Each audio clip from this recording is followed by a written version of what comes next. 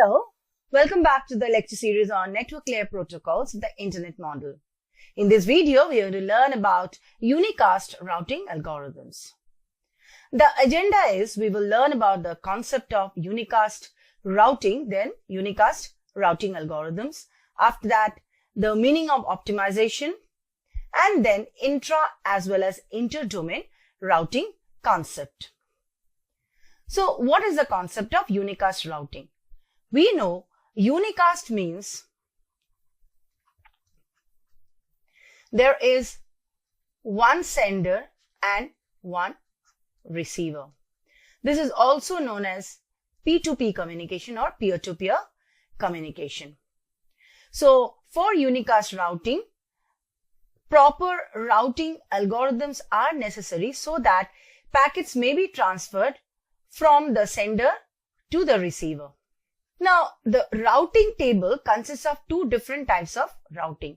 One is known as the static routing and the other one is known as the dynamic routing. The static routing is manual in nature, whereas dynamic routing is automatic. Now, what is the meaning of this? Manual nature of the routing table means the routing table updates about the internet configuration is done manually. Even if there is a single change in the internet, that should be updated manually. Whereas in dynamic routing, every update is done automatically and on demand basis.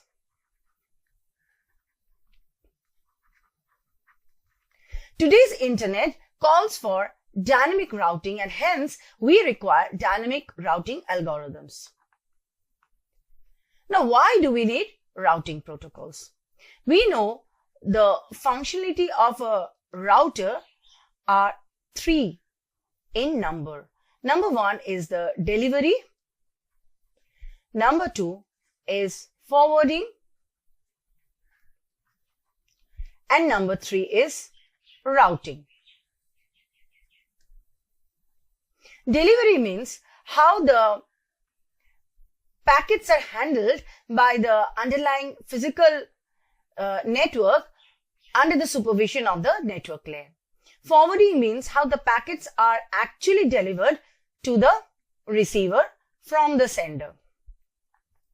And routing helps in the forwarding process by creating a routing table that actually maintains the path through which the packet must move in an easy manner, in an optimum manner, so as to reach the destination. Now, what is a routing protocol? A routing protocol mainly is consisting of rules and regulations that must be followed by a particular routing algorithm so that packets may be delivered to the destination from the sender in an efficient manner. If there is a change in the internet configuration, that must be updated in the routing table and hence the forwarding is done. So this is a routing protocol. Now, what is optimization? We need an optimum path. Suppose we consider this network having some nodes and end stations. Suppose this is end station A and this is end station B, and in between we have several intermediate nodes through which the router must send packets. Optimum path means suppose A wants to send 2 packets to B. So which path should it take? Should it take this path and then here and then this one? Or it should take this path, then this path and then this path?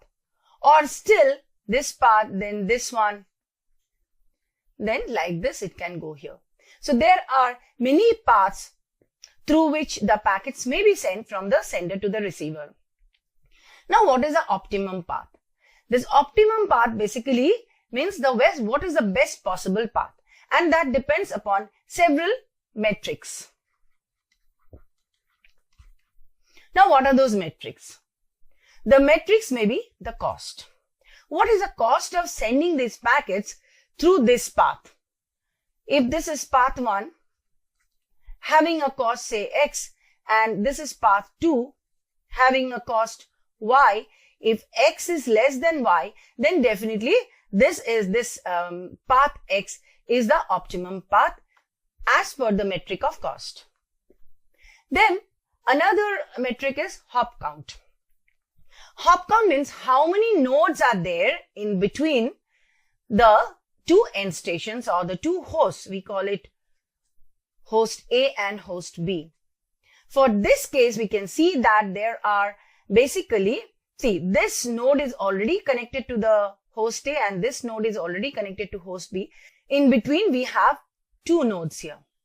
Similarly, for path Y, we can see that there are 1, 2, 3 nodes. So definitely for the hop count case, path Y will be larger than path X. So best possible path should be from path X, and this will be the optimum path as per the hop count. So we should take into account the minimum hop count in a path.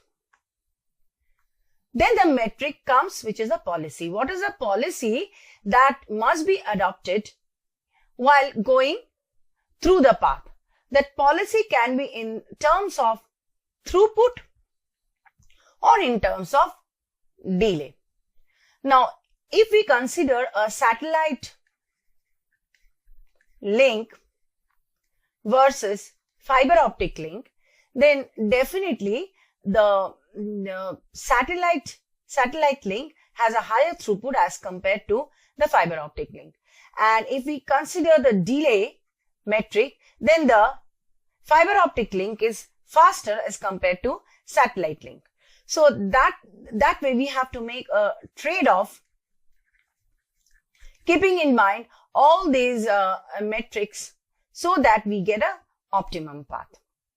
There are many cases where delay can be tolerated, but cost cannot be more. So in that case, we can adjust accordingly to make a trade-off. So as per the following parameters. Now let us consider this network. There are 4 networks, network 1, 2, 3 and 4. In between we have a router. Now as per the optimum path, we have a network 1 which wants to send 3 packets, we can see, to either network 2, network 3 or network 4 through the router. Now the decision has to be taken by the router as per the metric of either cost or hop count, or the policy based on throughput or delay as to which way to route the packets from network 1. Let us now turn our attention to intra-domain as well as inter-domain routing. For that, we need to understand the concept of autonomous system.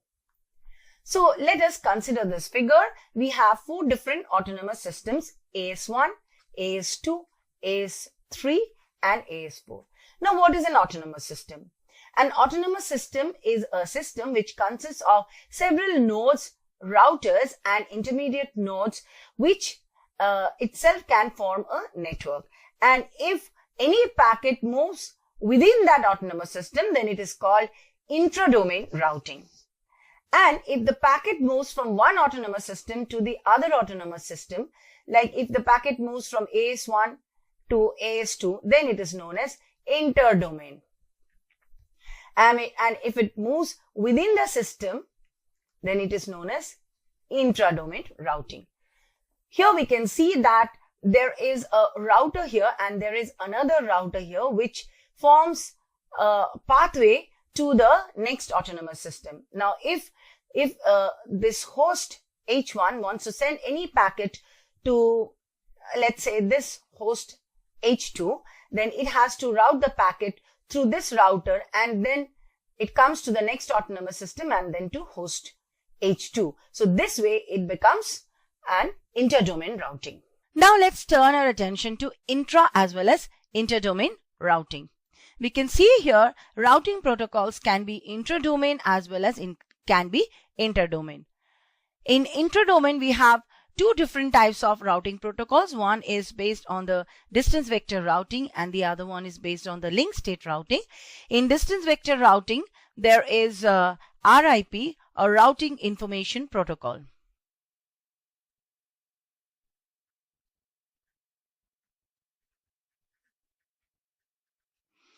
In link state routing, we have OSPF, and OSPF stands for Open Shortest Path First.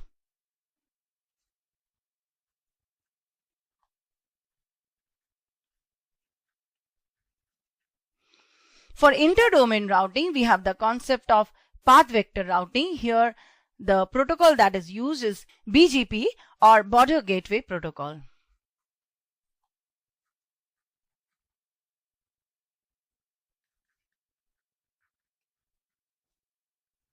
To summarize, in this video, we have learned about the concept of unicast routing algorithms. Then the meaning of optimization, we have learned about the various parameters or metrics by which we can create an optimum path. Some of these are cost or the hop count or the delay and the throughput. And we have learned about the overview of intradomain routing as well as interdomain routing. Then the routing protocols based on intradomain routing and interdomain routing were also discussed, like RIP and OSPF for intradomain and BGP for interdomain routing. Thank you.